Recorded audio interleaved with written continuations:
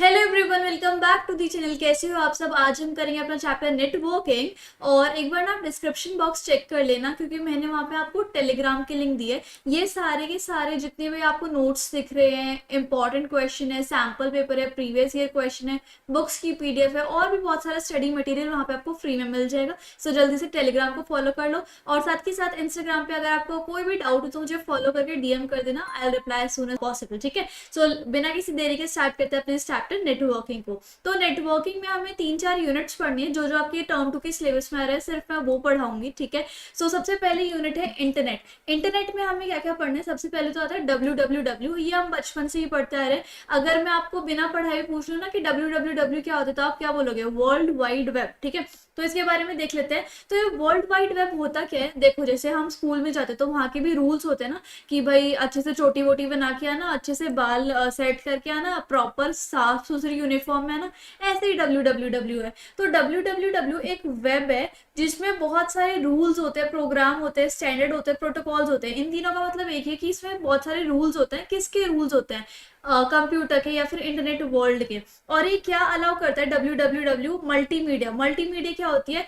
Text, audio, video, images, ये सब के सब मिला के क्या बन जाता है? मल्टीमीडिया। और हाइपर टेक्स्ट क्या होता है कि जैसे कोई भी एक वेब पेज है, कोई भी एक वेबसाइट है, उस पर कोई लिंक गिवन है, उस लिंक को प्रेस करके आप दूसरे चीज के ऊपर लोड हो जाते हो, तो उसको हम क्या कहते हैं? Hyper text. Files to be created, displayed and linked on the internet.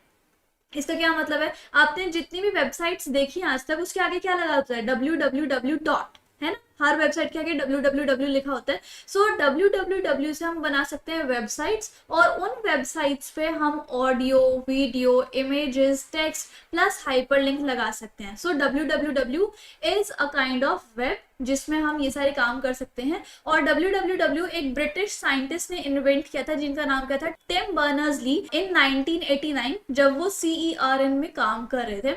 और वो पब्लिकली अवेलेबल हो गया था पूरे इंटरनेट में फर्स्ट टाइम। ठीक है। सो ये था www के बारे में। तो वेब सर्वर क्या होता है? सर्वर एक टाइप का बहुत बड़ा सा बॉक्स होता है, बहुत बड़े बड़े डिब्बे होते हैं ये।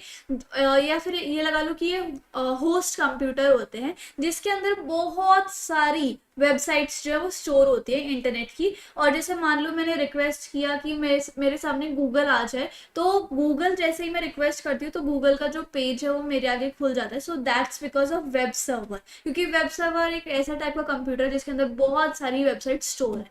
Next is web client. Web client that is, it refers to the web browser that is presented in user computer system. जो भी मेरे कंप्यूटर सिस्टम में जितने भी ब्राउजर है, चाहे वो मोजिला फायरफॉक्स है, चाहे वो इंटरनेट एक्सप्लोरर है, चाहे वो क्रोम है, तो चाहे वो ओपरा मिनी है, तो सारे क्या होता है? Web client. ठीक है। वेब पेज क्या होता है? Web pages, it is a document commonly written in the HTML language. HTML की वजह से जो पेज बनाया जाता है, जो डॉक्यूमेंट बनाया जाता है, उसको हम क्या कहते हैं? Web page. और ये वेब पेज इंटरनेट के थ्रू एक्सेस किया जा सकता है। ठीक है।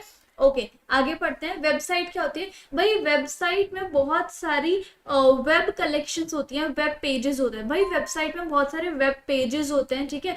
और ये वेबसाइट कोई एक सिंगल इंसान भी बना सकता है और कोई भी एक ऑर्गेनाइजेशन भी बना सकती है। वेबसाइट का पहला पेज क्या कहलाता है? Home page. और होम पेज से लेकर हम सारे के सारे वेबसाइट के जितने पेजेस हैं वो सारे एक्सेस कर सकते हैं। दो टाइप की होती है वेबसाइट। एक स्टैटिक वेबसाइट, जो कि जिसमें इंफॉर्मेशन पहले से ही स्टोर रहती है, और एक होता है डायनेमिक वेबसाइट, जिसके अंदर जो डाटा है वो फ्रिक्वेंटली चेंज होता रहता है। तो इस तरीके से। Next is web browser. Web browser जो होता है वो सॉफ्टवेयर का एक पार्ट होता है, एक पीस होता है, जिसके थ्रू वेब पेजेस को हम एक्सेस कर सकते हैं और वेब एप्लीकेशंस को भी एक्सेस कर सकते हैं। ठीक है। सो ये होता है वेब ब्राउजर। जैसे कि कोई भी वेब ब्राउजर, UC ब्राउजर हो गया, उसके थ्रू आप बहुत सारी चीज़ों को एक्सेस कर सकते हो इस तरीके से। ठीक है। और देख लो, वेब एड्रेस क्या होता है? वेब एड्रेस इस काइंड ऑफ, जैसे हमारे घर का एड्रेस होता है, वैसे ही वेब का या फिर किसी भी वेबसाइट का एड्रेस होता है। ठीक है। जिससे कि हमें क्या पता चल जाता है कि ये वाला कंप्यूटर किस एरिया से है। So the web address allow us to identify a computer, कि ये कंप्यूटर किस एरिया में। So that's because of computer का जो एड्रेस होता है उसको वेब एड्रेस कहते हैं। ठीक है। उसके लिए दो टाइप के सिस्टम है। जैसे कि आपने बहुत सारी मूवीज देखी होंगी, उसमें हम ट्रैक कर लेते हैं ना कि ये कंप्यूटर किस एरिया में से चल रहा है, इस तरीके से। तो उसके लिए दो मेथड होते हैं। एक होता है डोमेन नेम सिस्टम और एक होता है इंटरनेट प्रोटोकॉल एड्रेसिंग। आपने सुना है ना IP एड्रेस, तो यही होता है। हमारे जो पूरा वर्ल्ड है ना वो अलग अलग आईपी एड्रेसेस में बटा हुआ है। सो एक पर्टिकुलर आईपी एड्रेस में बहुत सारे कंप्यूटर्स होते हैं, ठीक है। सो हमारे कंप्यूटर का और आपके दूसरे लैपटॉप्स का और कुछ लोगों का जो आईपी एड्रेस होगा लैपटॉप्स का वो सेम होगा, और ये 32 बिट एड्रेस का ये एड्रेस होता है जिससे हर एक कंप्यूटर को असाइन किया जाता है। Next is domain name system. Domain name system जो है वो रीडेबल होता है, और ये एक टाइप का कंप्यूटर एड्रेस होता है जो कि कंप्यूटर की लोकेशन को आइडेंटिफाई कर लेता है। So this is about web address. और देखो HTML एक हाइपर टेक्स्ट मार्कअप लैंग्वेज होती है, ये इसकी फुल फॉर्म है, जिससे कि हम बहुत सारे वेब पेजेस और वेबसाइट डिजाइन कर सकते हैं। इतना समझ में आया। अब और देखो ईमेल एड्रेस क्या होता है, इसको हम इलेक्ट्रॉनिक मेल कहते हैं। और जैसे मान लो मुझे आपको कोई ईमेल भेजना है, आपको मुझसे कुछ बात करनी है, तो आप मुझे ईमेल भेज सकते हो। मोस्टली फॉर्मली यूज होता है, इलेक्ट्रॉनिक फॉर्मेट में मैसेज या फिर कम्युनिकेट कर सकते हैं। न्यूज ग्रुप भी ईमेल जैसे ही होता है, लेकिन इसमें जैसे ईमेल तो हम पर्सनली भेज सकते हैं एक दूसरे को, ठीक है। लेकिन अगर आप चाहते हो कि कोई एक पर्टिकुलर मैसेज बहुत सारे लोगों को या फिर पूरे पब्लिकली दिख जाए सभी लोगों को, तो उसको हम क्या कहते हैं, न्यूज ग्रुप्स, ठीक है। जैसे कि आजकल हमारा टेलीग्राम है ना, टेलीग्राम पे जो भी आप पोस्ट करते हो वो पब्लिकली सबको दिख जाता है, ठीक है। तो इसी बात पे टेलीग्राम को फॉलो कर लेना। So this is about news group. अच्छा, ब्लॉग क्या होता है? ब्लॉग भी एक टाइप की वेबसाइट होती है, जैसे कोई इंडिविजुअल को रेगुलर एंट्रीज करनी होती है न्यूज की या फिर किसी पर्टिकुलर सब्जेक्ट की, इवेंट्स की, ग्राफिक की, वीडियोस की, तो ब्लॉग वेबसाइट बना लेता है, उस पर रेगुलरली वो काम करता रहता है।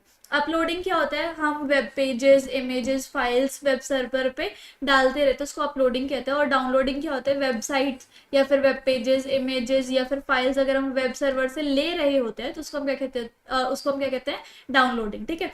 सो इसी तरीके से हमारा जो पहला पार्ट था वो कंप्लीट हो चुका है नेटवर्किंग का। अब हम चलते हैं दूसरे पार्ट की तरफ, जो कि है इंटरनेट प्रोटोकॉल्स। तो अब इंटरनेट की दुनिया में भी बहुत सारे रूल्स होते हैं, बहुत सारे जैसे मान लो हॉस्पिटल्स के अलग रूल होते हैं, स्कूल्स के अलग रूल होते हैं, वैसे इंटरनेट की दुनिया के भी बहुत सारे अलग अलग रूल्स होते हैं, अलग अलग प्रोटोकॉल्स होते हैं। तो आपके सिलेबस में सबसे पहला है TCP/IP प्रोटोकॉल। TCP भी बोल सकते हो, IP भी बोल सकते हो। इसकी फुल फॉर्म देखो, ट्रांसमिशन कंट्रोल प्रोटोकॉल और इंटरनेट प्रोटोकॉल। अच्छा, मैंने एक चीज देखी है कि जो कंप्यूटर एप्लीकेशन है आपका सब्जेक्ट या फिर IP आपका सब्जेक्ट है, तो उसके जो नोट्स है ना वो स्कूल वाले या फिर बहुत कम अवेलेबल हैं, ठीक है, तो बहुत कम मिलते हैं। सो अगर आपको ये नोट्स चाहिए तो आपको टेलीग्राम पे फॉलो कर लेना और वहां पे नोट्स आपको मिल जाएंगे, ठीक है। अच्छा, TCP/IP को हम इंटरनेट प्रोटोकॉल सूट भी बोलते हैं, और ये एक ऐसा प्रोटोकॉल है इंटरनेट का जिसमें जो डाटा पैकेट्स होते हैं उसको कम्युनिकेट किया जाता है। अब डाटा पैकेट्स क्या होते हैं भाई? जैसे चिप्स का पैकेट है, चिप्स के पैकेट के अंदर क्या होता है? चिप्स होते हैं, ठीक है। कुरकुरे का पैकेट है, उसके अंदर क्या होता है? कुरकुरे होते हैं। वैसे ही डाटा पैकेट्स, जो ये पैकेट होते हैं उनके अंदर डाटा होता है। सो ये जो TCP/IP जो प्रोटोकॉल्स होते हैं ना, वो डाटा पैकेट्स वो एग्जामिन करता है, एक्सेस करता है, कंट्रोल करता है कि भाई ये कैसे कम्युनिकेट कर रहे हैं, और सारी इंफॉर्मेशन लेता है उन पैकेट्स की कि ये कहाँ से आए हैं, ये पैकेट्स कहाँ जाना चाहते हैं, क्या इनकी सीक्वेंस है, ठीक है, क्या इनके अंदर डाटा है, और ये भी देखते हैं कि उसके अंदर कोई एरर है या नहीं। तो ये TCP/IP का ये काम होता है। नेक्स्ट इज SMTP और POP3। सो ईमेल जो है वो इन दोनों प्रोटोकॉल्स को यूज करते हैं ताकि कम्युनिकेट किया जाए। SMTP की फुल फॉर्म देखो, सिंपल मेल ट्रांसफर प्रोटोकॉल। ये जो है वो मेल को सेंड करने में हेल्प करता है। और पोस्ट ऑफिस प्रोटोकॉल यानी कि POP वर्जन 3, ये एक स्टैंडर्ड मेल प्रोटोकॉल है जो कि ईमेल्स को रिसीव करने में हेल्प करता है फ्रॉम द सर्वर, ठीक है। इस तरीके से मान लो अगर मुझे कोई रिसीव करना है ईमेल, मेरे पास कोई ईमेल आ रहा है तो वो POP3 के कारण आ रहा है। और अगर मैं किसी को मेल भेजना चाहती हूँ तो उसमें कौन सा प्रोटोकॉल काम करेगा? SMTP, ठीक है। सो इस तरीके से बताना है। SMTP के बारे में थोड़ा सा और यहाँ पे लिखा हुआ है, ये एक स्टैंडर्ड इलेक्ट्रॉनिक मेल प्रोटोकॉल है जो कि अगर हमें किसी को मेल सेंड करना है तो ये तब काम आता है, ठीक है। तो इतना ही काफी है इसके लिए। और HTTP क्या होता है ये तो आपने देखा ही होगा, कोई भी आप वेबसाइट देख लो तो HTTP पहले लगा होता है ना, HTTP करके फिर www.google.com। तो HTTP जो है वो हर जगह लगा होता है। और HTTP जहाँ पे लग जाता है यानी कि हाइपर टेक्स्ट ट्रांसफर प्रोटोकॉल, ये वेब पेजेस या फिर वेब सर्वर्स के आगे लगा रहता है, ठीक है। सारे वेब पेजेस यानी कि वेबसाइट जो भी है वो HTTP से स्टार्ट होते हैं। HTTP एक तरीके का ना एड्रेस है, ठीक है, एक तरीके का एड्रेस है जिसमें वेब एड्रेस होते हैं, और यहाँ ये जो जिसके आगे भी HTTPS लग जाता है ना, वो इनक्रिप्टेड होते हैं। इनक्रिप्टेड मतलब आपके मैसेजेस जो है वो सिक्योर होते हैं, सिर्फ आपको ही पता होता है, पूरी दुनिया को नहीं पता होता है, ठीक है। सो HTTPS वो चीज़ होती है, एक एड्रेस होता है जिसके अंदर काफ़ी सारी डिटेल्स होती है और ये एक सिक्योर चीज़ होती है। देखो HTTP जिसके आगे लग जाता है, जिस वेबसाइट के आगे, वो सिक्योर नहीं मानी जाती, लेकिन अगर किसी वेबसाइट के आगे HTTPS लग जाता है ना, तो सिक्योर वेबसाइट मानी जाती है, उसके आगे एक लॉक बार आ जाता है ऐसे, इस तरीके से लॉक पैड, ठीक है। तो वो वेबसाइट सिक्योर होती है जिसके आगे HTTPS लग जाता है, फाइन। ये एक कम्युनिकेशन प्रोटोकॉल भी है और ये जो है इसके अंदर बहुत सारी वेबसाइट्स वगैरह बनती है, ठीक है। So this is about HTTP। उसके बाद HTTPS की फुल फॉर्म देखो, hyper text transfer protocol secure. ये HTTP की एक्सटेंशन है जिससे कि सिक्योर कम्युनिकेशन हो सकती है एक कंप्यूटर नेटवर्क पे। आगे देखते हैं SSH यानी कि सिक्योर सॉकेट शेल। ये एक ऐसा प्रोग्राम होता है कि मान लो अगर आपको कभी लॉग इन करना हो कहीं पर भी, उसमें कमांड्स देनी हो एक रिमोट मशीन पे, तो ये आपको एक सिक्योरिटी प्रोवाइड करता है कम्युनिकेशंस की between two untrusted host over a insecure network. तो ये बेसिकली सिक्योर कम्युनिकेशन करवाने के लिए एक प्रोटोकॉल होता है, ठीक है। SCP देखो, सिक्योर कॉपी प्रोटोकॉल। जैसे कि मान लो अगर आपको कभी भी फाइल ट्रांसफर करनी हो, लार्ज फाइल्स या कैसी भी फाइल्स, तो उसका भी एक प्रोटोकॉल, उसके भी रूल्स होते हैं। तो ये जो है कंप्यूटर फाइल्स को ट्रांसफर करने में हेल्प करता है, ठीक है। So this is about SCP, secure copy protocol. और ये जो है वो SSH के प्रोटोकॉल की टेक्निक से ही काम करता है, फाइन। और देखो टेलनेट, टेलीकम्युनिकेशन नेटवर्क इसकी फुल फॉर्म है। टेलनेट जो है वो एक वर्चुअल टर्मिनल प्रोटोकॉल है। वर्चुअल यानी कि इंटरनेट की दुनिया का एक टर्मिनल प्रोटोकॉल है। जैसे कि मान लो अगर आप कभी भी लॉग इन कर रहे हो, ठीक है, तो वो आपको हेल्प करता है। बहुत सारे लोग जो हैं वो एप्लीकेशंस को कंट्रोल करने में, अगर उन्हें कोई एप्लीकेशन चलानी हो, ऐप्स चलाने हो, ठीक है, कभी नेटवर्क के आउटसाइड हो तब उन्हें कोई ऐप चलाना हो, कुछ नेटवर्क करना हो, तो उसको भी हम टेलीकम्युनिकेशन नेटवर्क के थ्रू एक्सेस कर सकते हैं। और रिमोट कंट्रोल में जो और बहुत सारी फाइल्स भी ये मैनेज करता है टेलनेट नेटवर्क, ठीक है। और रिमोट एरियाज में कंप्यूटर को कंट्रोल करने का काम भी टेलनेट करता है, और भी बहुत सारे लोकली जगहों पर टेलनेट काम आता है, ठीक है। नेक्स्ट देखो FTP यानी कि फाइल ट्रांसफर प्रोटोकॉल। ये अगर आपको बहुत बड़ी बड़ी फाइल्स, हद से ज़्यादा बड़ी फाइल्स ट्रांसफर करनी होती है फ्रॉम क्लाइंट टू सर्वर, तो या फिर ओवर द इंटरनेट, तो FTP प्रोटोकॉल की जिम्मेदारी होती है। ये हमारी फाइल्स को ऑर्गेनाइज करने में भी काम करता है। जो वेब सर्वर पे या फिर हमारी वेबसाइट पे कितनी सारी फाइल्स होती है ना, तो उन सब चीज़ों को मैनेज करने में FTP काम आता है, फाइन। और देखो SFTP, ये इसी का एक्सटेंशन है, जो कि होता है सिक्योर फाइल ट्रांसफर प्रोटोकॉल, जिसमें कि आपकी जो फाइल्स होती हैं, लार्ज फाइल्स, वो सिक्योरली ट्रांसफर हो जाए इंटरनेट पे, तो उसको हम SFTP बोलते हैं। इतना समझ में है। अब चलते हैं हम यूनिट नंबर 3 की तरफ, सर्विसेज अवेलेबल ऑन इंटरनेट, कि इंटरनेट पे कौन कौन सी सर्विसेज अवेलेबल हैं। तो देखो इंटरनेट आजकल हमें बहुत सारी सर्विसेज प्रोवाइड कर रहा है, और इसी वजह से इंटरनेट जो है वो आजकल इतना ज़्यादा फास्ट ग्रो कर रहा है। Accessing information on the internet, आप इंटरनेट पे बहुत सारी आप इंफॉर्मेशन एक्सेस कर सकते हो, कहीं पे भी हो आप, वहाँ पे भी आप कोई भी इंफॉर्मेशन पा सकते हो। हमें अगर कुछ भी सर्च करना है, कोई इंफॉर्मेशन फाइंड करनी है, तब भी हमें इंटरनेट पे से सारी इंफॉर्मेशन मिल जाएगी। अच्छा, एक सर्च इंजन क्या होता है? ये एक ऐसा सॉफ्टवेयर होता है जिसके थ्रू हम वेब पेजेस, वेबसाइट को नेविगेट कर सकते हैं with the help of search engine, जैसे कि Google, Yahoo, Chrome, Bing, Opera mini, UC browser and except. और देखो वेब सर्विसेज की ये जो है वो आगे की यूनिट्स है, वो देख लेते हैं। कौन कौन सी वेब सर्विस हमें प्रोवाइड करता है हमारा इंटरनेट। पहला है चैट। चैट मतलब कि रियल टाइम में हम दो यूजर्स जो है वो आपस में बात कर सकते हैं with the help of messages, और हमारे पास एक मीडियम होना चाहिए, चाहे वो व्हाट्सएप है, चाहे वो मोबाइल फोन है, चाहे वो फेसबुक है, चाहे वो इंस्टाग्राम है, सो चैट होता है, ठीक है। अच्छा, ईमेल क्या होता है? ईमेल एक ऐसी सर्विस है जिसमें हम मैसेजेस को सेंड कर सकते हैं इलेक्ट्रॉनिक फॉर्म में with the help of internet, और ये बहुत सारे लोगों में डिस्ट्रीब्यूट किया जा सकता है। वीडियो कॉन्फ्रेंसिंग क्या होता है? कि रियल टाइम में आप दो लोग आपस में बात कर सकते हो with the help of video, ठीक है।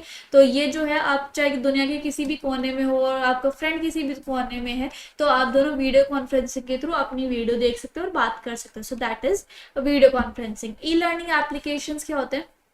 ये कुछ ऐसे ऐप्स होते हैं जिसके थ्रू आप कुछ भी सीख सकते हो with the help of internet, ठीक है। टीचिंग पर्पसेस के लिए कुछ भी टीचिंग, जैसे मैं आपको पढ़ा रही हूँ तो आप यूट्यूब जो कि एक ई लर्निंग एप्लीकेशन है उसके थ्रू आप मुझसे पढ़ रहे हो, है ना। सो ये जो है, और भी देखो एग्जाम्पल्स यहाँ पे दिए हुए हैं फ्री ट्यूटोरियल्स के लिए। ओके, ई बैंकिंग क्या होता है, जहाँ पर बैंकिंग जो है वो इलेक्ट्रॉनिक फॉर्म में है, ठीक है। जहाँ पर बैंकिंग जो है वो इलेक्ट्रॉनिक फॉर्म में, आप सारे के सारे transaction with the help of internet कर सकते हो।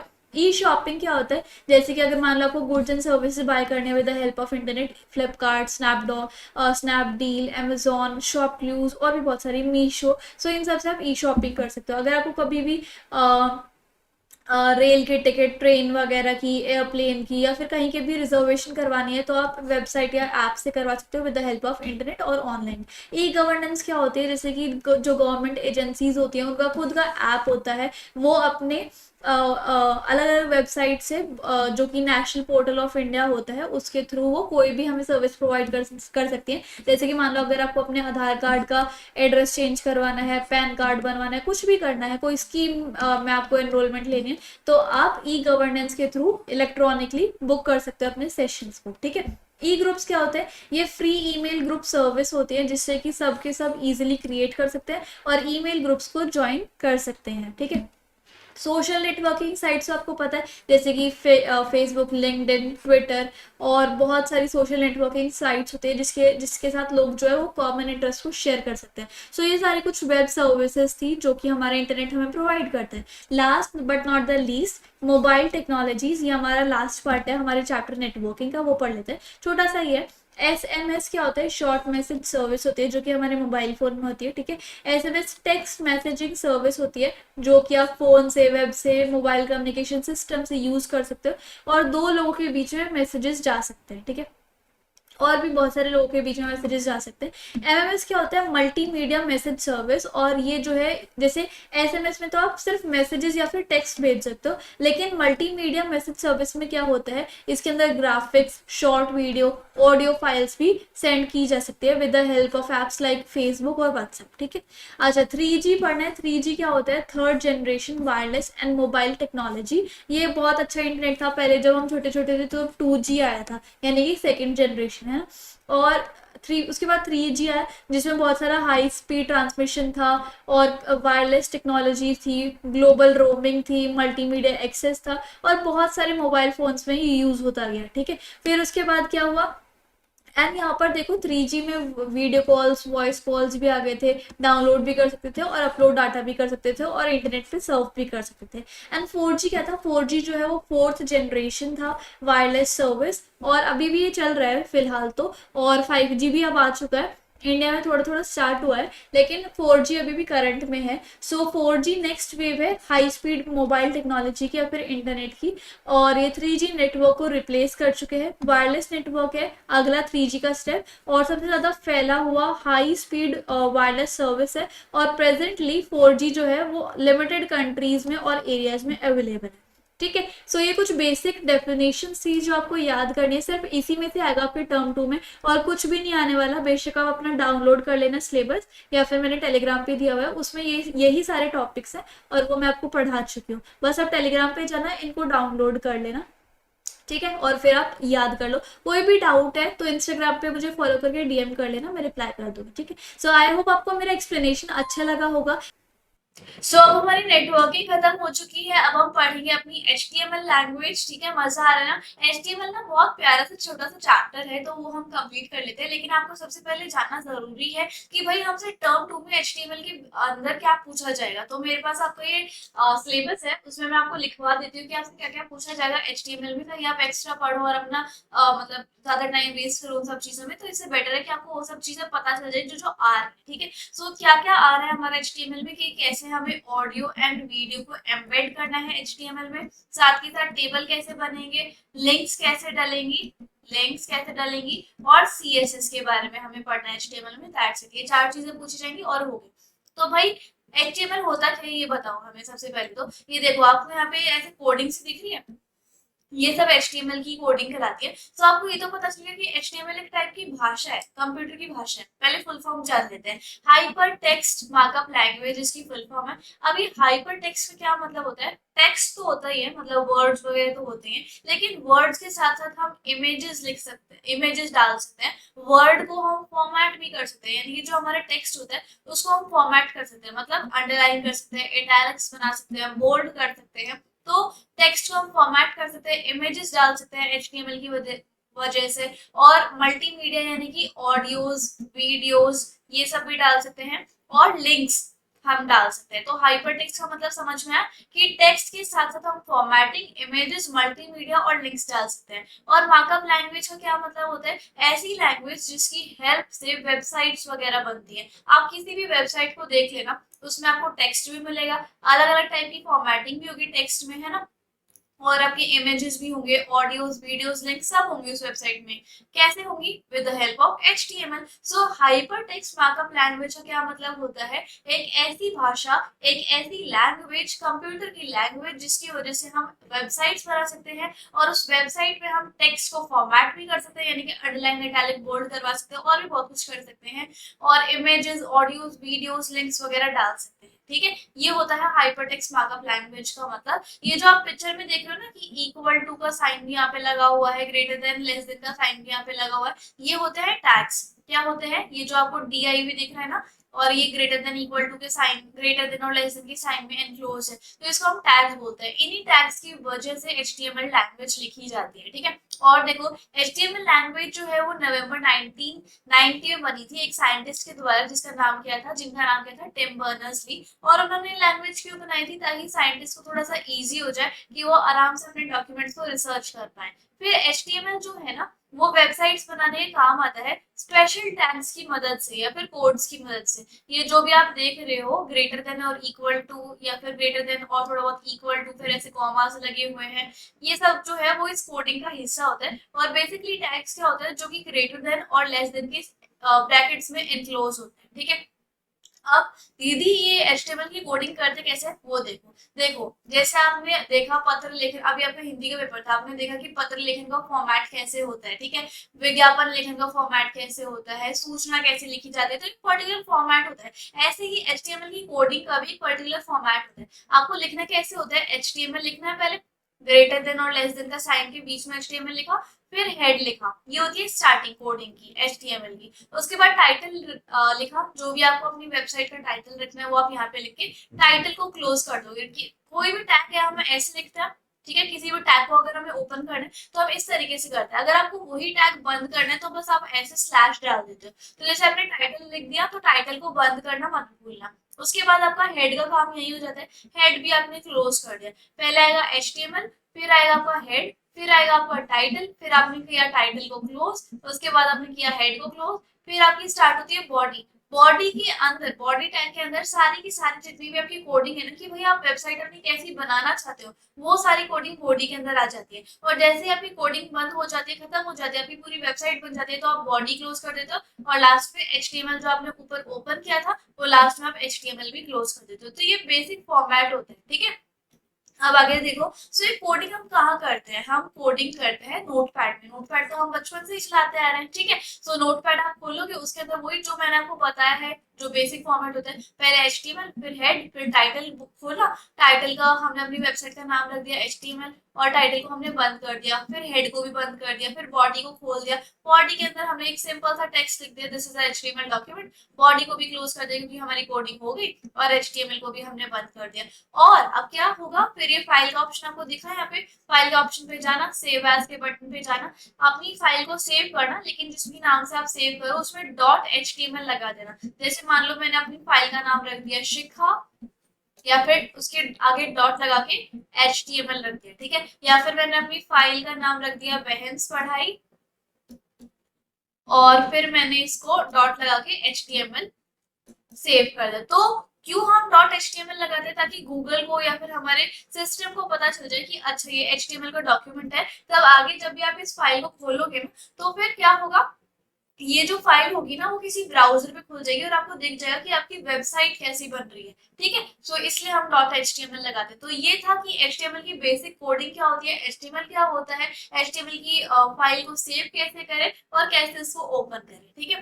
अब हम आते हैं अपने पहले टास्क पे कि कैसे हमें ऑडियो एंड वीडियो को इंसर्ट करना है HTML के अंदर। समझ रहे हो, अभी हमें मतलब इतना ज्यादा बेसिक में नहीं जाना कि HTML के और कौन कौन से टैग्स वगैरह होते हैं, हेडिंग कैसे डालते हैं वगैरह वगैरह, इस सब चीजों में नहीं जाना। हमें सिर्फ जो हमारे सिलेबस में बोला गया है हम सिर्फ वो पढ़ने वाले हैं, ठीक है। अच्छा ये देखो, अगर यही वाले नोट्स चाहिए और इम्पोर्टेंट क्वेश्चंस वगैरह चाहिए तो टेलीग्राम की लिंक डिस्क्रिप्शन में है, टेलीग्राम जरूर से भी जरूर ज्वाइन कर लेना अगर आपको सारे अपडेट्स चाहिए तो, ठीक है। सो ऑडियो एंड वीडियो को कैसे आप इंसर्ट करोगे, देखो अगर आपको कोई भी वेब पेज है, मतलब आप कोई भी वेबसाइट वगैरह बनाते हो और उसके अंदर आप ऑडियो डालना चाहते हो या फिर कोई भी मूविंग पिक्चर डालना चाहते हो ताकि आपकी वेबसाइट बहुत ज्यादा इंप्रेसिव और प्लीजिंग लगे, तब आप ना एक एम्बेड टैग का यूज करते हो। कौन से टैग का, एम्बेड टैग का। अभी देखो हमने कितने सारे टैग सीखे ना पीछे, HTML का टैग सीखा, हेड का टैग सीखा, टाइटल का टैग सीखा, ऐसे एक एम्बेड टैग होता है। अगर हमें कभी भी ऑडियो डालनी है या फिर कोई भी मूविंग पिक्चर डालनी है तब हम एम्बेड टैग का यूज करते हैं। तो कैसे करोगे, सबसे पहले आप एम्बेड लिखोगे, ठीक है, और उसके बाद अपनी ऑडियो की मतलब आपको अपनी वेबसाइट में वो जो ऑडियो है वो कितनी हाइट पे और कितनी विड्थ पे आपको प्रेजेंट करवानी है, तो वो आपको लिखना है कि हाइट जो है वो हम 50 पे करवाना चाहते हैं और विड्थ जो है वो हम 100 पे करवाना चाहते हैं। और उसके बाद ये SRC आपको दिख रहा है, ये इसका क्या मतलब है कि आपके लैपटॉप में या फिर कंप्यूटर में वो जो ऑडियो है वो किस नाम से सेव है। तो आपकी जो ऑडियो है वो सेव है roar.mp3 के नाम पे, या फिर आपने जिस भी नाम से आपने सेव कर रखी है वो आपको डालनी है। और आपको पता है ये जो ऑडियो होती है वो .mp3 के नाम से सेव होती है ना। सो इस तरीके से आपको करना है। ये देखो यहाँ पे 2 कॉलम्स लगे हुए हैं और यहाँ पे इक्वल टू का साइन, सॉरी कॉलम नहीं, इन्वर्टेड कोट्स, और यहाँ पर इक्वल टू का साइन लगा हुआ है। यहाँ पे ऐसे टैग्स को ओपन एंड बंद किया गया है। तो ये सब चीजें आपको ध्यान रखनी है। तो ये जो होता है वो ऑडियो को इंसर्ट करने का फॉर्मेट होता है। ये जो ऊपर जो कोड मैंने आपको बताया है ये वाला, ये डिस्प्ले कर रहा है ऑडियो प्लेयर को कि यहाँ पर अब एक इस वेबसाइट में अब एक ऑडियो बजेगी, ठीक है। और उसके डायमेंशन भी बता रखे हैं हमने कि वेब पेज के इस साइड में जाके इतनी हाइट और विड्थ पे वो ऑडियो जो है वो बचेगी, ठीक है, on the corner of the web page. Song जो है वो बजना चालू हो जाएगा, अगर मतलब जैसे ही वो वेब पेज खुलेगा तब सॉन्ग बजना चालू हो जाएगा। यूजर जो है, जो भी आपकी वेबसाइट यूज कर रहा होगा, वो उसको स्टॉप और पोज भी कर सकता है जब उसका मन हो। तो इस तरीके से आप ऑडियो डाल सकते हो। अच्छा एक दो चीजें और होती है, एक ना ऑडियो होता है, एक ऑडियो का टैग होता है, और इस ऑडियो के टैग के अंदर ना एक फंक्शन होता है या फिर एक एट्रीब्यूट होता है ऑटो प्ले का, ठीक है। इसका क्या मतलब होता है कि जैसे ही आपका मतलब वेब पेज खुलेगा तो ऑडियो जो है वो ऑटोमेटिकली स्टार्ट हो जाएगा प्ले करना, ठीक है। उसके बाद एक इसका भी एक फॉर्मूला होता है कि आपने जैसे एक इसका भी एक कोड होता है कि जैसे आपने ऑडियो डाला, ऑडियो कंट्रोल्स लिखोगे उसके बाद और फिर आप डालोगे ऑटो प्ले। कि ऑडियो जो है उसका हमें कंट्रोल डालना है कि ऑडियो जो है वो ऑटो प्ले हो जाए, मतलब अपने आप ही ऑटोमेटिकली बजने लग जाए। उसके बाद अपना आप डालोगे एम्बेड का टैग, एम्बेड के टैग के बाद आप हाइट और विड्थ डालोगे, अपना सोर्स डालोगे कि आपकी वो फाइल किस नाम से सेव है और ऑडियो को बंद कर दोगे, ठीक है। एम्बेड टैग जो है वो बंद नहीं होते, ये ध्यान रखना। एम्बेड टैग हमने क्यों डाला, क्योंकि हमें अपनी ऑडियो को इंसर्ट करवाना था, एम्बेड करवाना था अपने वेब पेज के अंदर, और ऑडियो जो है वो ऑटो प्ले हो जाए, इसलिए हमने ये आगे ही टैग्स डाले ऑडियो वाले, ठीक है।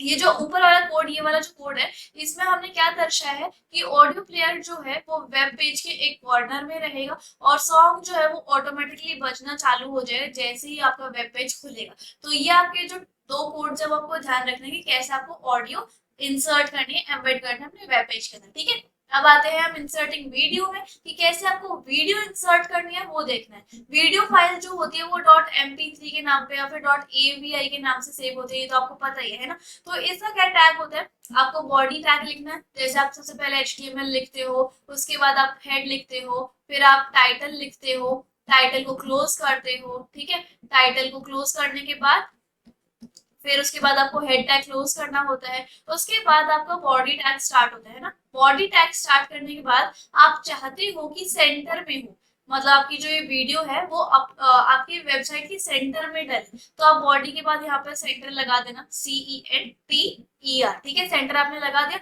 उसके बाद आप एम्बेड डाल दो कि ऑडियो एंड वीडियो को इंसर्ट या फिर एम्बेड करने के लिए हमें एम्बेड टैग का यूज करना होता है। हाइट डाल दी, विड्थ डाल दी कि हमें वेब पेज की यानी कि अपनी वेबसाइट की इतनी हाइट और इतनी विड्थ पे अपनी वीडियो डलवानी है, ठीक है।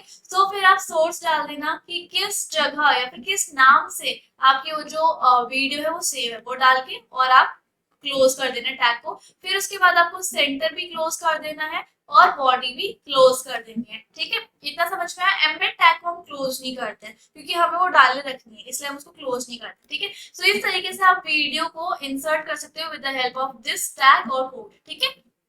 अब हमें क्या करना है, हमारा ये जो मैंने आपको बताया था एम्बेड ऑडियो एंड वीडियो का, वो वाला खत्म हो चुका है। अब हम करेंगे अपना टेबल्स का। टेबल्स में क्या होता है, जैसे हमारा कितना सारा डाटा होता है ना HTML में, उस डाटा को अगर आपको टेबल में दर्शाना है, रोज एंड कॉलम्स में दर्शाना है, तो हम टेबल्स बनाते हैं HTML की लैंग्वेज में। इतना समझ में आया? अच्छा, अब देखो HTML में अगर आपको टेबल्स बनाने हैं तो उसके लिए आपको टेबल टैग का यूज करना होता है। टेबल टैग्स जो है वो हमारे डाटा को, डाटा आइटम्स को रोज में और कॉलम्स में दर्शा देते हैं, ठीक है। सो अब आगे देखो, टेबल का जो टैग होता है उसके अंदर और भी काफी सारे टैग्स होते हैं। जैसे टेबल का मतलब कि हम टेबल बना रहे हैं, टेबल में TR का मतलब क्या होता है कि हम टेबल की रोज डाल रहे हैं, TH का मतलब क्या होता है कि हम उन रोज या फिर कॉलम की हेडिंग डाल रहे हैं, ठीक है। और TD का मतलब क्या होता है कि टेबल्स के अंदर जितने भी हमने सेल्स डाले हैं रोज एंड कॉलम्स के, उन सेल्स के अंदर हम कुछ डेटा भर रहे हैं। जैसे कि मान लो ये टेबल है, टेबल के सेल्स ये हो गए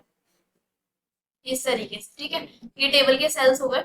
इस टेबल के ये ऊपर वाली जो है ना, ये रो 1 है, रो 1। तो रो को इंसर्ट करने के लिए हमें TR टैग का यूज करना होता है। ये पहली रो, फिर ये दूसरी रो और फिर ये तीसरी रो, ठीक है, इस तरीके से। उसके बाद हमें पहली रो में TH का यूज करना पड़ेगा, क्यों? ताकि हम इस पहली रो की हेडिंग डाल सके, ठीक है। और ये वाले जो आपके ये सेल्स होते हैं, इनके अंदर आप डेटा फिल करोगे तो डेटा फिल करने के लिए TD वाला जो टैग होता है वो यूज होता है, समझ गए।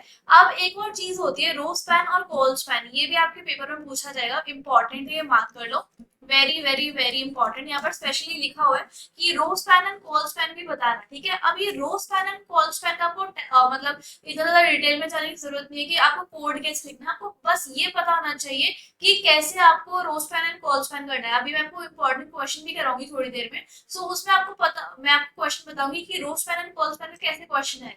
तो कॉल स्पैन क्या होता है, ये एक एट्रीब्यूट होता है। अब आप एक बार ये और देख लो कि जो आपके ये क्या होते हैं, टैग्स, ठीक है। जो आपके टैग्स होते हैं और एट्रीब्यूट में क्या फर्क होता है, टैग्स क्या होते हैं और एट्रीब्यूट क्या होता है, ये आप देख लो। देखो, ये अभी मैंने आपको पीछे बताया कि हमारा एक टैग होता है ये वाला, हाँ, हमारा एक टैग है ऑडियो। अब ऑडियो के अंदर भी, इस ऑडियो टैग के अंदर भी काफी सारे हमारे फंक्शंस होते हैं। जैसे कि हम ऑडियो के अंदर डाल रहे हैं ऑटो प्ले का फंक्शन, तो ये जो ऑटो प्ले का फंक्शन या फिर फीचर होता है ऑडियो का, तो ऑडियो तो हो गया आपका टैग, और ये ऑटो प्ले जो है वो क्या हो गया, एट्रीब्यूट। क्या हो गया आपका, एट्रीब्यूट। तो ये ध्यान रखना, ठीक है।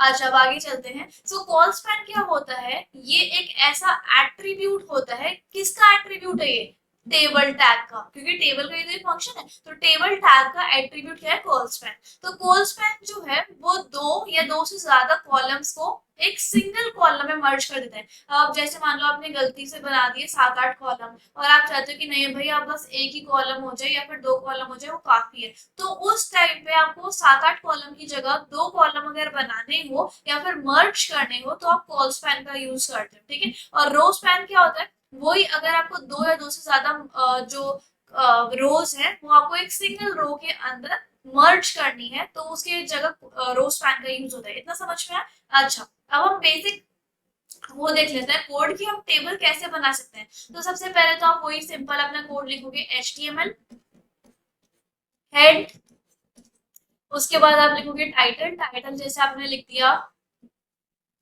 वहम्स पढ़ाई, और आप अपने टाइटल को क्लोज कर देते हो। फिर आपका हेड भी क्लोज होता है, क्योंकि टाइटल के बाद हेड भी क्लोज हो जाता है। उसके बाद आप बॉडी स्टार्ट करते हो, बॉडी के बीच में आपको टाइटल, बॉडी के अंदर सारी सारी कोडिंग होती है, और बॉडी के अंदर की कोडिंग क्या है, ये वाली जो मैं अभी आपको बताऊंगी। फिर आपको बॉडी क्लोज करनी है और HTML भी क्लोज करना है। आपको सिर्फ बॉडी के अंदर एक टेबल बनाना है अभी फिलहाल के लिए, तो आपने लिखा टेबल, क्योंकि हमें बताना तो है ना अपनी वेबसाइट को कि यहाँ पे हमें टेबल बनाना है, तो हमने टेबल टैग लगाया। उसके बाद हमने टेबल की रो स्टार्ट कर दी। अब हमने अपनी पहली रो बनानी स्टार्ट कर दी। पहली रो हमने बनाई, उस रो पे हमने हेडिंग डाली TH करी, क्योंकि हमें पहली रो में सबसे पहले हमें हेडिंग्स डालनी पड़ेगी। अगर आपने एक्सेल पे काम किया है तो आप अपनी पहली जो आपकी रो होती है उसके अंदर आप हेडिंग भी तो डालते हो कि यहाँ पे नेम है, रोल नंबर है, स्टूडेंट का नेम है और क्लास वगैरह है, सीरियल नंबर है। तो सबसे पहले जो आप पहली रो बनाते हो उसके अंदर आप सबसे पहले रो की हेडिंग डालते हो। तो टेबल हेडिंग डालोगे और कंपनी लिख दिया पहली हेडिंग का नाम, दूसरा लिख दिया कॉन्टैक्ट और तीसरा लिख दिया कंट्री, ठीक है। और टेबल की पहली रो को हमने बंद कर दिया, ठीक है। और साथ के साथ यहाँ पर टेबल हेडर को भी आप TH को भी क्लोज करते रहोगे जब यहाँ पे आप ओपन कर रहे हो। फिर उसके बाद आपकी पहली रो जो है वो कंप्लीट हो गई। अब रो नंबर 2 आप बना रहे हो, ठीक है। रो नंबर 2 में आपने स्टार्ट कर दिया, दोबारा TR ओपन कर दिया क्योंकि आपको दूसरी रो भी चाहिए। फिर आपने दूसरी रो के अंदर डाटा डाला। अब हम देखो ऊपर हमने हेडिंग डाली थी रोज के अंदर, तो इसलिए हमने TH लिखा था। अब दूसरी मतलब पहली रो के अंदर हमें हेडिंग डाली थी तो इसलिए हमने TH रखा था। अब जो हम दूसरी रो बना रहे हैं इसके अंदर हम हेडिंग थोड़ा ना लिखेंगे, क्योंकि हेडिंग तो हमें सबसे पहली वाली रो में लिखनी होती है। इसके अंदर हम लिखेंगे डेटा, ठीक है। डेटा जो है वो यहाँ पर आप लिखोगे, इसलिए आपको यहाँ पे TD लिखना है। तो डेटा आपने क्या लिख दिया, एल्फ्रेड्स और मतलब नेम लिख दिया, तो इसमें नेम लिख दिया TD और TD, मतलब 3 नाम आपने लिख दिए। और नाम लिखना चाहते हो तो और भी एक्सपेंड कर सकते हो। और दूसरी रो को भी आपने खत्म कर दिया, बंद कर दिया, और टेबल आपका बन चुका है। आपको इतना ही टेबल बनाना था और टेबल आपने बंद कर दिया। फिर बॉडी बंद कर दोगे, HTML बंद कर दोगे, तो इस तरीके से आपका पूरा टेबल बन जाएगा, इजी। और देखो यहाँ पे जैसे एक और एग्जांपल दिया हुआ है HTML बॉडी। अब आपको जैसे कि हेडिंग 4 आपने मतलब ये जो H4 का होता है ना टैग, ये हेडिंग्स डालने का काम आता है, ठीक है। सो यहाँ पर देखो 2-4 टैग्स मिसिंग है, तो आप लिख सकते हो HTML के बाद हेड आता है, फिर टाइटल आता है, ये सब आप लिख देना। और बॉडी को स्टार्ट करके बॉडी में आप एक हेडिंग डाल रहे हो कि टेबल हेडर्स, फिर आपने हेडिंग क्लोज कर दी। ये वैसे आपके काम का नहीं है, बट अगर आप करना चाहो तो। अच्छा, ये और देख लो कि टेबल के और कौन कौन से एट्रीब्यूट्स होते हैं। मान लो आप टेबल का बॉर्डर भी डलवाना चाहते हो। ये देखो, ये आपको टेबल दिख रहा है और इसके अंदर आपको ये छोटा छोटा बॉर्डर दिख रहा है, ये आपका टेबल बॉर्डर होता है। आपने टेबल बॉर्डर रख दिया 1, और आप चाहते हो कि टेबल जो है वो आपका सेंटर में बने, तो आपको अलाइन लिख दिया सेंटर। और टेबल की जो बॉर्डर है उसका कलर हो रेड, तो आप ऐसे अपने टेबल को और ज्यादा अट्रैक्टिव बना सकते हो, ठीक है। उसके बाद आपने टेबल रो स्टार्ट कर दी, यानी कि पहली रो आपने बनाना स्टार्ट कर दी R1। और पहली रो के अंदर आपको क्या डालनी होती है, हेडिंग डालनी होती है। तो आपने हेडिंग डाली नेम, तो पहली रो की हेडिंग डाल गई नेम, और दूसरी हेडिंग आपने डाली टेलीफोन की, तो दूसरी हेडिंग क्या डाल गई, टेलीफोन। और साथ के साथ हेडिंग्स को क्लोज कर दिया, टेबल हेडिंग्स को, ठीक है। फिर आपकी पहली रो भी खत्म हो गई, तो आपने TR को बंद कर दिया। अगर आप और भी ऐसे TH करके डालना चाहते हो तो और भी ऐसे आगे जाके बनते रहेंगे, ठीक है। फिर आपने दूसरी रो बनाई R2 यानी कि टेबल रो। उसके अंदर आपने डाटा फिल करना स्टार्ट कर दिया। अब यहाँ पे आप टेबल का डाटा फिल कर रहे हैं रो नंबर 2 में। तो रो नंबर 2 में हम टेबल का डाटा फिल करेंगे, तो हम TD लिखेंगे, बिल गेट्स यहाँ पे लिख दिया। और उसके बाद दूसरे टेबल डाटा में हम लिखेंगे उसका नंबर और TD क्लोज कर दिया। फिर हमारी रो नंबर 2 भी कंप्लीट हो गई, बस हमें इतनी रो डलवानी थी, टेबल भी क्लोज, बॉडी भी क्लोज, HTML भी क्लोज। तो इस तरीके से आपका ये बनेगा।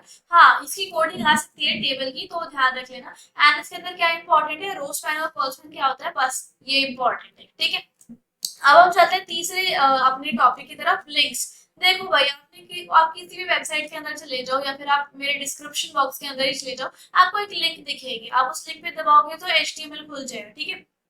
वो तो चलो एक एप्लीकेशन है, लेकिन कभी कभी क्या होता है, हम किसी लिंक पे दबाते हैं तो हम एक वेबसाइट पे रीडायरेक्ट हो जाते हैं ना, तो वो होती है लिंक्स, ओके। तो अब हम क्या करते हैं, अब हमारी जो भी वेबसाइट होती है उसके अंदर हम लिंक्स डाल देते हैं कि भाई ये हमारी लिंक है यूट्यूब चैनल के लिए, ये हमारी लिंक है वेबसाइट के लिए, ये हमारी लिंक है किसी एप्लीकेशन के लिए, तो लिंक उसी के लिए होता है। तो अब अगर हमें अपनी वेबसाइट के अंदर कोई लिंक डालनी हो तो हम कैसे डालेंगे? जैसे मान लो हमारी कोई वेबसाइट है, उसके अंदर हमने लिंक डाल दी, तो उसको बेसिकली हम हाइपर लिंक कहते हैं। अब टेबल डालने के लिए टेबल टैग था, है ना, और उसके बाद हमारा जो ये ऑडियो और वीडियो डालना था उसके लिए भी एक टैग बना हुआ था, है। ऐसी लिंक्स डालने के लिए कौन सा टैग यूज होता है वो हमें बताइए। तो लिंक्स डालने के लिए हमारे पास ना एक एंकर एलिमेंट या फिर एंकर टैग होता है, जिसको हम किससे स्टार्ट करते हैं? ए से। ठीक है, अगर आपको अपनी वेबसाइट में कभी भी लिंक डालनी है तो आप ए टैग से स्टार्ट करोगे, और उससे कई सारे एट्रीब्यूट होते हैं, जैसे कि टेबल टैग के भी एट्रीब्यूट थे, लाइक बॉर्डर था, अलाइन था, और आपका बॉर्डर कलर था। ऐसे ही टेबल एंकर टैग के अंदर भी बहुत सारे एट्रीब्यूट्स होते हैं, जैसे कि एच आर ई एफ को क्या मतलब होता है कि आप लिंक डाल रहे हो, और उसके बाद आपका टारगेट, मतलब ये मैंडेटरी होता है कि आप ए टैग के साथ एच आर ई एफ लगाओ। जैसे कि आप ए लिख दिया ना, तो यहाँ पर साथ में एच आर ई एफ लिखना बहुत ज्यादा इंपॉर्टेंट होता है, तभी वो लिंक कंसिडर होगी। ठीक है, और टारगेट भी अगर आप डालना चाहो तो ऑप्शनल होता है, नेम भी ऑप्शनल होता है। वो जब आप हाई लेवल पे कोडिंग सीखोगे ना HTML की, तो आपको समझ में आएगा कि टारगेट का क्या मतलब होता है, नेम का क्या मतलब होता है। अब इतना ज्यादा डिटेल में जाने की जरूरत नहीं है। और टेक्स्ट और इमेज भी आप हाइपर लिंक करवा सकते हो, और एंड करना है अपने ए टैग को। अब प्रॉपर कोड क्या होता है कि आप लिंक कैसे डलवा सकते हो वो देखो।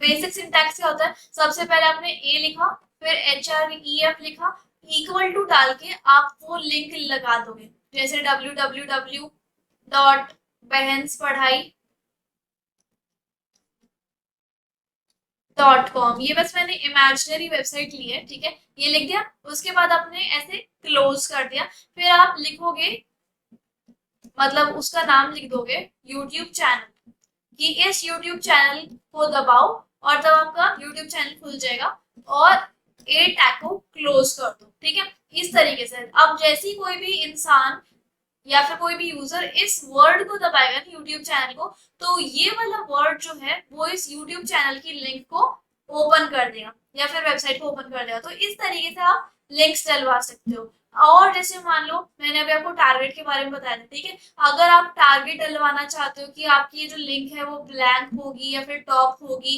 इनके कुछ कुछ फंक्शंस होता है, ज्यादा डिटेल में जाने की जरूरत नहीं है। तो टारगेट भी एक एट्रीब्यूट होता है एंकर टैग का। ठीक है, आप नेम भी डलवा सकते हो, ये भी एक एट्रीब्यूट होता है एंकर टैग का। और उसके बाद आपने क्लोज कर दिया ए को, मतलब इतना ही करना था आपको। उसके बाद आपने वर्ड डाला और ए को क्लोज कर दिया, बस इतना ही आपको करना है। ये टारगेट और आपको नेम की तरफ जाने की जरूरत नहीं है। ठीक है, वी कैन क्रिएट, हाँ ये वाला जो है ना मेल टू, ये आपके सिलेबस में है, वो देख लेना।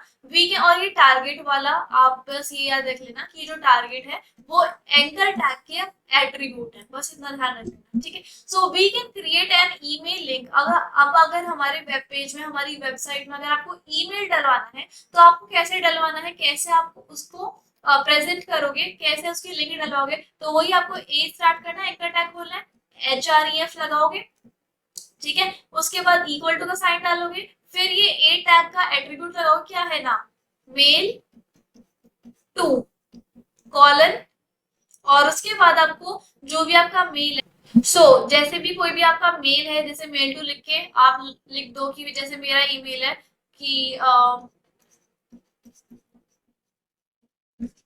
ये मेरा ईमेल है, तो मैंने यहाँ पे इसको प्रेजेंट कर दिया ईमेल को, फाइन। और उसके बाद आपने इसको कॉलम्स में क्लोज कर दिया, और इस तरीके से बंद करा, और यहाँ पर आप टेक्स्ट लिख दोगे कॉन्टैक्ट अस, कि अगर कोई भी इंसान कॉन्टैक्ट अस को प्रेस करेगा तो हमारे मेल की तरफ रीडायरेक्ट हो जाएगा, और आपने एंकर टैग को क्लोज कर दिया। इस तरीके से आप मेल टू का ऑप्शन भी यूज कर सकते हो लिंक्स के अंदर। इतना समझ में आया? अब हमारा मोस्टली 75% पार्ट खत्म हो चुका है। अब हम करेंगे CSS कि CSS यानी कि कैस्केडिंग स्टाइल शीट्स क्या होता है। इसका एक बेसिक इंट्रोडक्शन ये है कि अगर आपको HTML जो आपकी वेबसाइट है वो बहुत ज्यादा अट्रैक्टिव बनानी है, सुंदर सी बनानी है, तो आपको CSS की कोडिंग करनी होगी। तो अब वो सीखते हैं, ठीक है। तो आज हम पढ़ेंगे CSS क्या होता है। देखो HTML और CSS को ना कंबाइंड पढ़ा जाता है। ओके, CSS की फुल फॉर्म है कैस्केडिंग स्टाइल शीट्स। तो मतलब समझ में आ रहा होगा, ये एक ऐसी शीट्स हैं जो कि HTML को एक नया ही लुक, एक नया स्टाइल दे देती हैं। ये एक टाइप की लैंग्वेज है। C S S is a language used for describing the look and formatting of a document written in H T M L document, written in H T M L language. जो भी document H T M L language में लिखा होगा उसको एक new look, एक अच्छी सी formatting देने के लिए हम सी एस एस यूज़ करते हैं। It is a way to provide style to H T M L. ये एक सिंपल मैकेनिज़्म है वेब डॉक्यूमेंट को स्टाइल देने का, जैसे for example font, colour, spacing, ठीक है, थोड़ा प्रोफेशनल, थोड़ा हटके लुक देता है सी एस एस। जैसे आप यूट्यूब पे कभी भी सर्च करोगे HTML ट्यूटोरियल तो उसके साथ साथ CSS भी आपको साथ में सिखा देते हैं। और अगर आप दोनों में मास्टर हो गए, HTML में भी और CSS में भी, तो आप इजीली वेबसाइट क्रिएट कर सकते हो। सो आपके सिलेबस में हमें CSS में क्या पढ़ना है कि colour, CSS colour, background colour, border, style, margin, height, width, outline, font. Font में हमें 3 चीज़ पढ़नी है, फैमिली, स्टाइल और साइज़, फिर अलाइन एंड फ्लोट। मैं इन सब की आपको प्रॉपर्टीज़ तो बताऊंगी, साथ साथ मैं आपको इनका जो कोड है और इनका जो रिज़ल्ट है वो भी शो करूंगी, ताकि अगर आप प्रैक्टिस करना चाहो तो वो भी कर सकते हो। वैसे इतनी ज़्यादा डिटेल में जाने की ज़रूरत नहीं है, जस्ट मैं आपको प्रॉपर्टीज़ अच्छे से बता रही हूँ। सो CSS कलर क्या होता है? Colour are specified using predefined colour name. CSS में कुछ ऑलरेडी प्री डिफाइंड कलर के नेम्स हैं, जैसे कि टमाटो, ऑरेंज, और भी बहुत सारे कलर हैं CSS में। तो अगर हमें कोई भी कलर स्पेसिफाई करना है तो उनके नाम का हमें पता होना चाहिए, ठीक है। CSS बैकग्राउंड कलर, जो बैकग्राउंड कलर प्रॉपर्टी है वो किसी भी एलिमेंट का बैकग्राउंड कलर सेट करने में हमें हेल्प करती है। CSS बॉर्डर, ये जो बॉर्डर स्टाइल प्रॉपर्टी है ये हमें हेल्प करती है कि हमें कैसा बॉर्डर डिस्प्ले करना है। तो ये जो 3 है ये मैंने आपको पढ़ा दी है। अब हम पहले CSS कलर का देख लेते हैं। तो जैसे कलर में ये देखो, इन्होंने स्टाइल टैग लगाया हुआ है, स्टाइल लिख के इज इक्वल टू कलर और ब्लू लिखा हुआ है, ठीक है। सो ये है कलर का एग्जाम्पल। वैसे इनकी कोडिंग में ज़्यादा जाने की ज़रूरत भी नहीं है, और मतलब इतना ज़्यादा डिटेल में जाने की ज़रूरत नहीं है CSS की। जस्ट आपको प्रॉपर्टीज़ याद करने की, कौन सी प्रॉपर्टीज़ कहाँ पे काम आती हैं, ठीक है। ये कलर की प्रॉपर्टी है। आप जस्ट देख सकते हो कि कैसे कैसे इन्होंने कलर दिया हुआ है, और आप इसको अगर एग्जीक्यूट करना चाहो तो वो भी कर सकते हो। और ये है बैकग्राउंड कलर प्रॉपर्टी। इस तरीके से जैसे इन्होंने बैकग्राउंड कलर दिया हुआ है कोरल, ठीक है। सो आप कोरल ऐसे कलर दे सकते हो इन द बैकग्राउंड, और कहाँ पे क्या टैग लगेगा वो भी इन्होंने बताया हुआ है। और जैसे बॉर्डर स्टाइल प्रॉपर्टी मैंने आपको बताया, तो बॉर्डर भी काफ़ी टाइप के होते हैं, dotted, dash, solid, double, groove, ridge, inset, outset, none, hidden, ठीक है। सो जो भी आपको बॉर्डर देना हो इस तरीके से आप बॉर्डर भी दे सकते हैं। नेक्स्ट है हमारा CSS style. Style CSS means that a style apply to a parent element. Style का क्या मतलब होता है कि किसी भी एलिमेंट में अगर आपको कोई भी स्टाइल यूज़ करना हो तो वो CSS की वजह से हो जाएगा, ठीक है। जैसे फॉर एग्ज़ाम्पल यहाँ पे इन्होंने हेडिंग वन है हेलो वर्ल्ड, और इसमें इन्होंने स्टाइल देना चाहा कि हम हेलो वर्ल्ड जो हेडिंग है इसके पीछे हम ब्लू कलर प्रोवाइड करवाएंगे। तो इन्होंने हेडिंग 1 में ही style is equal to background colour dodger blue दे दिया। सो इस तरीके से CSS अप्लाई हुआ, और ये देखो ऐसा लुक आएगा। फिर उन्होंने इस पैराग्राफ में भी स्टाइल दे दिया और बैकग्राउंड कलर टमाटो सेट कर दिया, ओके। तो इस तरीके से स्टाइल वर्क करता है। Next is CSS margin. Margin का क्या मतलब होता है? ये एक ऐसी प्रॉपर्टी है CSS की जिससे कि हम एलिमेंट्स के बीच में या बॉर्डर्स के बाहर कुछ स्पेस बना सकते हैं, ठीक है। मार्जिन वो होता है, जैसे इसमें देखो बॉर्डर, इसमें इस तरीके से हम दे सकते हैं, मतलब टॉप में भी मार्जिन क्रिएट कर, टॉप में कितना मार्जिन आना चाहिए, बॉटम में कितना मार्जिन, राइट और लेफ़्ट में कितना मार्जिन आना चाहिए। तो इस तरीके से हम किसी भी एलिमेंट में हम मार्जिन सेट कर सकते हैं। अगली प्रॉपर्टी है CSS हाइट की। तो ये जैसे कि नेम सजेस्ट कर रही है, एलिमेंट की हाइट को बता रहा है कि हमें कितनी हाइट रखनी है। सो इस तरीके से जैसे कि आप अपनी स्क्रीन पे देख पा रहे हैं, हम अपनी हाइट को सेट कर सकते हैं। पहला, अगर आपको डिफ़ॉल्ट रखनी है तो आप डिफ़ॉल्ट भी रख सकते हैं, और आपको 50 px रखनी है तो आप 50 px भी रख सकते हैं। ओके, वैसे ज़्यादा डिटेल में जाने की ज़रूरत नहीं है, जस्ट मैंने आपको बताया है। नेक्स्ट क्या है, CSS विड्थ। अगर आपको विड्थ सिलेक्ट करनी है तो आप विड्थ भी सिलेक्ट कर सकते हो, डिफ़ॉल्ट, ऑटो भी कर सकते हो। 150 px 50%, जितना भी आपको विड्थ करनी है वो आप कर सकते हो। अगली प्रॉपर्टी है आउटलाइन। आउटलाइन में अगर आपको किसी भी एलिमेंट की आउटलाइन या आउटलाइन शो करनी है, आउटलाइन क्या होती है बेसिकली, किसी भी element, N outline is a line that is drawn around element. कोई भी एलिमेंट के आगे अगर अराउंड कोई भी लाइन है तो उसको हम क्या कहते हैं, आउटलाइन। अगर आपको किसी भी एलिमेंट के अराउंड कोई भी आउटलाइन बनानी है, चाहे वो डॉटेड हो, डैश हो, सॉलिड हो, कलर क्या हो, वो भी आप सेट कर सकते हो। ओके, नेक्स्ट है CSS फॉन्ट।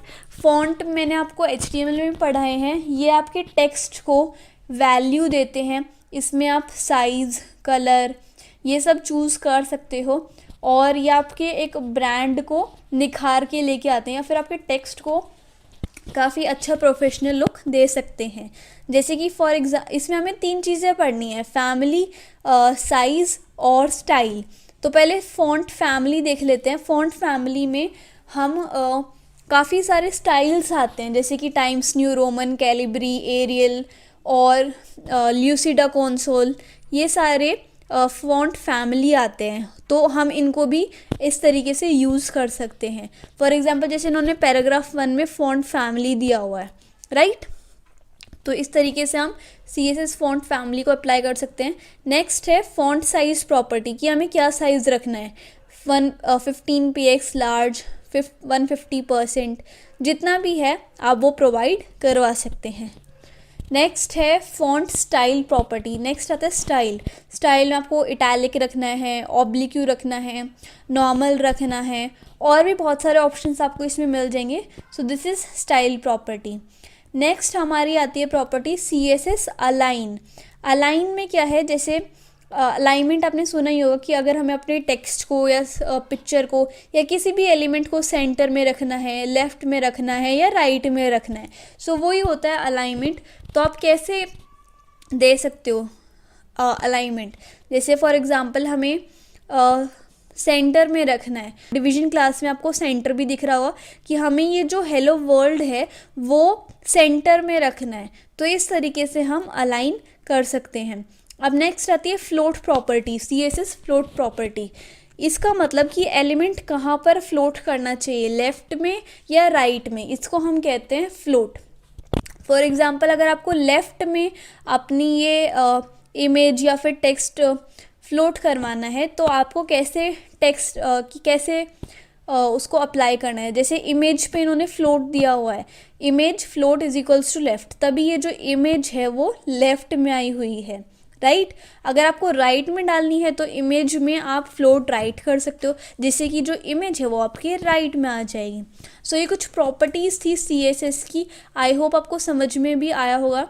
मैंने आपको सारी HTML की कोडिंग, इनके CSS की कोडिंग और इनके रिजल्ट्स भी दिखा दिए हैं, ताकि आपको अच्छे से समझ आए। So if you like the video and the explanation, then please do like, share, comment and subscribe the channel. Thank you so much.